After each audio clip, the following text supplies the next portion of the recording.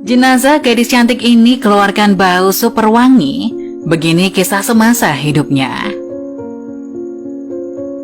Beberapa tanda seseorang mati dalam keadaan husnul khotimah, diantaranya meninggal bukan di tempat maksiat dan dengan tenang. Seperti kisah meninggalnya gadis bernama Mala. Terlahir di tengah keluarga kaya, ayahnya muslim, sedang sang ibu beragama Nasrani. Di tengah orang tua yang kaya, ternyata tidak semuanya bisa Mala dapatkan, termasuk kasih sayang dan pendidikan agama. Kehidupannya pun glamor dan boros. Mala terbiasa menyewa villa saat libur sekolah sejak SMA.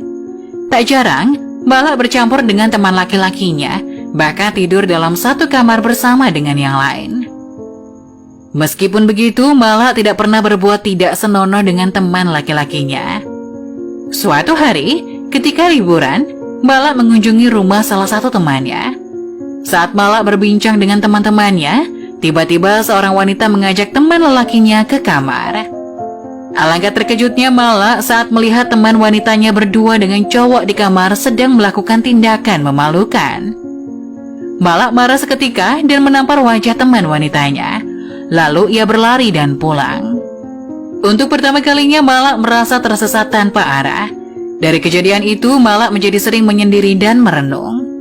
Perubahannya bahkan terlalu ekstrim untuk seorang dengan kehidupan serba cukup.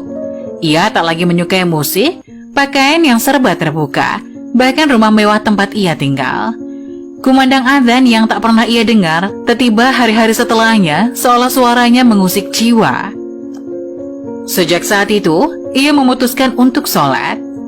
Di rumah mewah itu, satu-satunya perlengkapan ibadah yang ada merupakan peninggalan neneknya. Mukena dan sajadah milik mendiang nenek ia gunakan untuk sholat. Dalam sholatnya, ia menyesali perbuatan yang selama ini ia jalani. Air matanya menganak sungai saat sujud, ia menangis terseduh-seduh. 1 jam berdoa, ia pertama kalinya mengaku merasakan ketenangan batin. Saat pikiran jernih, Mala teringat akan pamannya yang alim. Ia pun memutuskan untuk belajar pada pamannya. Dari pamannya, Mala belajar agama Islam dengan kasih sayang, mulai dari cara wudhu yang benar hingga ilmu agama lainnya. Beberapa hari di rumah paman sekaligus guru agamanya, Mala tiba-tiba menguatkan tekad untuk belajar lebih dalam. "Paman, berapa lama waktu yang dibutuhkan untuk menghafal Al-Quran?" tanyanya. "Insya Allah 5 tahun, jawab sang paman. Dalam pikirannya, Mala khawatir tidak bisa menyelesaikan hafalan Quran sebab usianya belum tentu mencapai 5 tahun ke depan. Namun dengan semangat belajar yang tinggi, sejak hari itu ia mulai menghafal Al-Quran dengan bantuan sang paman. Beberapa waktu berselang ketika Mala sedang menghafal Al-Quran, ayahnya datang dengan marah-marah meminta Mala pulang. Tapi Mala tidak mau karena ingin melanjutkan hafalan Al-Qurannya.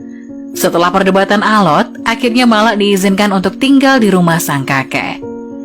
Subhanallah, tak lama kemudian Mala telah menghafalkan 30 juz Al-Quran. Belum mencapai target 5 tahun, ia sudah menjadi hafizah. Bahkan dalam waktu yang sangat singkat, hanya 3 bulan, cita-cita yang selalu ia dengungkan dalam doa sekarang terkabul.